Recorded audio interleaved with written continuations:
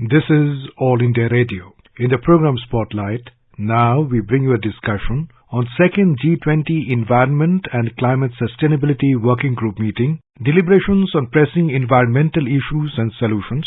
The participants are Namita Prasad, Joint Secretary, Ministry of Environment, Forest and Climate Change, and Omvesh Upadhyay, AIR Correspondent. The second meeting of Environment and Climate Sustainability Working Group will take place between March 27 and 29th in Gandhinagar, Gujarat. And today, to talk on what will be the core areas that are scheduled to be discussed in the ECSWG meet, we are joined by Namita Prasad, Joint Secretary, Ministry of Environment, Forest and Climate Change. Ma'am, the first Environment and Climate Sustainability Working Group meeting was held in Bengaluru last month. Could you share the experience and the key takeaways of the meeting?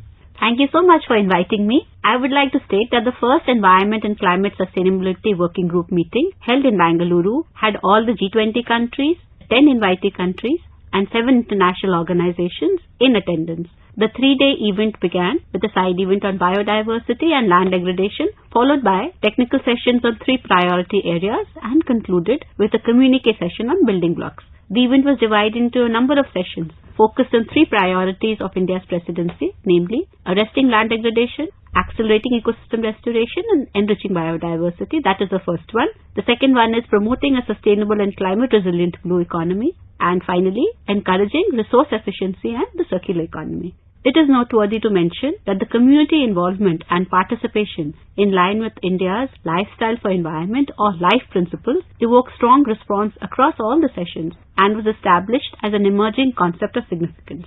In addition, I would like to say that the thought-provoking decisions and inputs received from the G20 nations and invitees emphasize the importance of addressing issues of land degradation, which the delegates felt is often neglected. Recommendations were made in line to prioritize reducing the degraded land by 50% by 2040. The countries expressed a strong commitment to prevent forest and land fires through enhanced policies and regulations, patrolling and other activities like weather monitoring technology, community programs and zero burning. It was very inspiring to see community engagement being highlighted as one of the essential action points towards restoration efforts, which is reiterating the LIFE principles.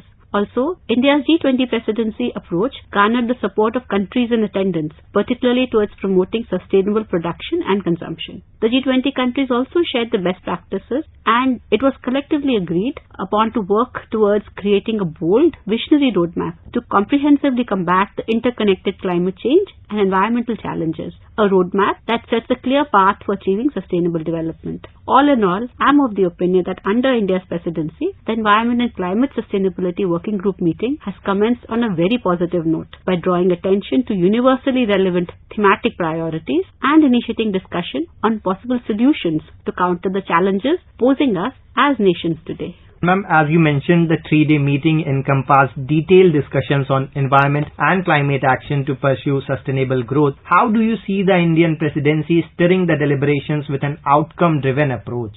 I would like to say that this year, India has taken on the prestigious role of the G20 presidency for the first time, and we have done so with a lot of pride and ambition. India's strategic vision is reflected in its inclusive, decisive, and action-oriented approach. The recent 3-day meeting witnessed an enthusiastic and intense exchange of ideas and initiatives on environment and climate action. The tone of the deliberations was directed towards bringing an integrated, comprehensive and consensus-driven approach to address interconnected crises of environment and climate change, in addition to pursuing sustainable development and economic growth, which is much in line with India's presidency vision. The session brought to light the importance of private sector also in arresting land degradation and biodiversity loss. While institutions are actively working towards ecosystem restoration and biodiversity preservation, we must not forget the integral role we play as community and at the individual level. So the sessions place emphasis on community-based actions, community participation, and individual behavioral change for environmental conservation. Taking a cue from the work on restoration of degraded landscapes by past presidencies, the Bonn Challenge, the UN Decade for Ecosystem Restoration, and the Kunming-Montreal Global Biodiversity Framework, the delegates agreed to combat climate change with collaborative efforts. Under the biodiversity and land degradation agenda, our efforts would be directed towards strengthening the roadmap for G20 Global Land Initiative and developing the G20 Knowledge and Solutions Platform and collating best practices. Our focus for circular economy and resource efficiency would be to accelerate the knowledge exchange on the 3 sub-themes and facilitate the formation of an industry coalition. For Oceans and Blue Economy, we aim to further the principles of sustainable and resilient blue economy, garner support for the G20 Osaka report on addressing actions against marine litter, and facilitate the Oceans 20 dialogue. India's presidency intends to promote landscape approaches for ecosystem restoration. We also hope to build on existing initiatives, such as the G20 Land Initiative via an action-oriented framework for land degradation to address the adverse impact of climate change. In a nutshell, the India presidency intends to encourage active knowledge exchange, collaboration, and open sharing of technology between countries to fast-track the positive outcomes of the summit. And to mention that the theme of India's G20 presidency is Vasudhaiva Kutumbakam, the guiding tone for the Environment and Climate Sustainability Working Group, which was also highlighted in its priorities. Ma'am, can you please explain this in detail as well?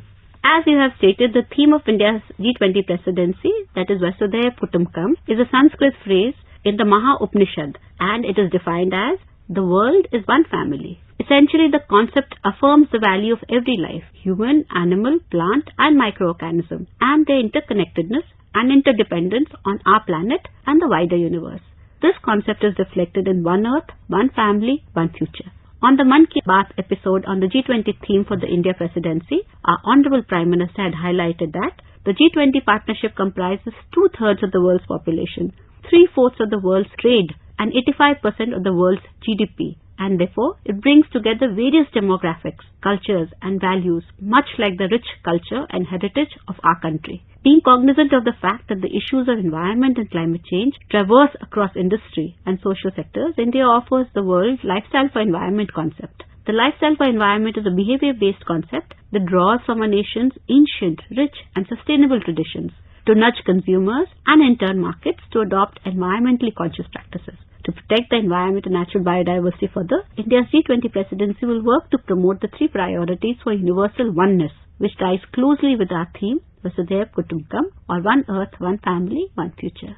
And ma'am, you have been a part of various conventions, including the COP meetings held in the past. On similar lines, what according to you have been the key highlights of the first ECSWG? How do you see yourself bringing in the experience of other conventions and meetings to add value to our G20 presidency? I have been fortunate to attend varied convention and meetings and witness proceedings. For the benefit of our listeners, I would like to introduce these conventions and the whole consensus building process.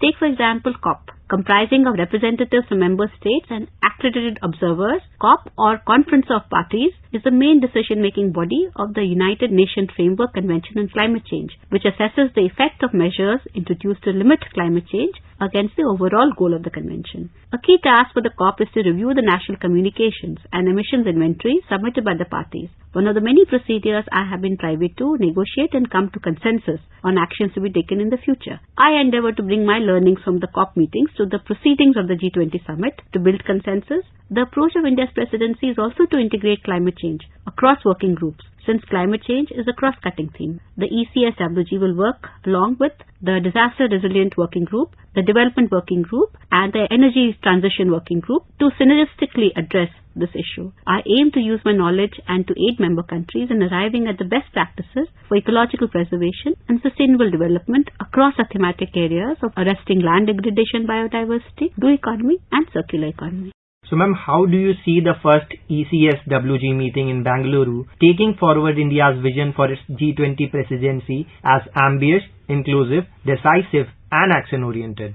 India has emerged as a leader, a solution provider, as well as a consensus builder at the Bali summit, which led to India's G20 presidency. This is a clear reflection of the ambition, decisiveness, and action-oriented approach India will adopt to usher G20 members into a solution-oriented and sustainability-driven summit. Traditionally, as you are aware, India practices active public participation as the core of its policy formula. India recognizes that solutions to the world's most pressing concerns can only be solved by working together. Not just governments, but also civil society, business, and youth, amongst others, have a very crucial role to play. Our development models hold inclusivity at the core, and we believe in a human-centric approach to development. The very theme of India's presidency resonates the universal oneness, which explains being inclusive. Further, India also believes that G20 priorities will be shaped in consultation with the G20 countries, along with representatives from the Global South, whose voices often go unheard.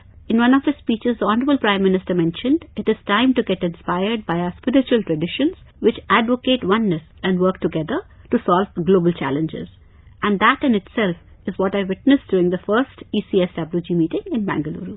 So ma'am, with this discussion, we are getting an understanding that the second working group meeting will have a lot of emphasis on water resources management. Could you please share some of the key points which are likely to be taken up during the sessions? Today, India is the most populous country in the world with a population strength of 1.4 billion. Unfortunately, India's water resources have not expanded with the population explosion. With 17.5% of the world's population, India has less than 4% of the world's freshwater resources. In 1951, the per capita freshwater availability was estimated to be 5,177 cubic meter, which drastically reduced to 1,508 cubic meter in 2014. If effective action is not taken today, by the year 2050, per capita freshwater availability is expected to drop even further to 1,235 cubic meters, with huge regional variations. An area is characterized as water stressed if the per capita water availability is below 1,100 cubic meters. To put into perspective, 256 out of 766 Indian districts are already water stressed currently. For the successful, prosperous and sustainable development of any region, there needs to be an adequate availability of water. To counter the increasing threat of water shortage and to identify sustainable solutions, the Indian Presidency aims to showcase Gujarat as a case study, the story of water scarcity to water security. It has been widely observed that management and use of modern technology have been missing in the water sector in India. By combining management, technologies and people's participation, the water situation in Gujarat has improved significantly. The mission now is to emulate the success in Gujarat to achieve water security to support high economic growth and prosperity across India. Centered around people, technology, climate and sustainability, these initiatives have enabled affordable, scalable and reliable models for the entire world, especially the Global South. Focused efforts by Ministry of Jal Shakti and initiatives like the Namami Gange project, Jal Jeevan Mission and Swachh Bharat Abhiyan will be other areas of discussion. G20 gives India an opportunity to amplify the voices and concerns of the Global South and reflect the broad concerns of the developing countries in the discussion on economic and financial issues. How does the India Presidency plan to leverage its position to mobilize the voices of developing nations and shape global decisions? G20 gives India an opportunity to amplify the voices, and this has been taken up by our Honorable Prime Minister also when he said that India's G20 priorities would be shaped in consultation with not just G20 countries but also with guest countries from the Global South who often feel that their concerns and problems do not get the attention they deserve. India has committed to being the voice of Global South and assured that the G20 summit would be an opportunity for those countries that are not part of G20 process also to share their ideas, concerns, aspirations and expectations. The Global South today is facing critical issues like unabated rise in the prices of oil, food, fertilizer, coupled with mounting debt and rapidly deteriorating economic growth.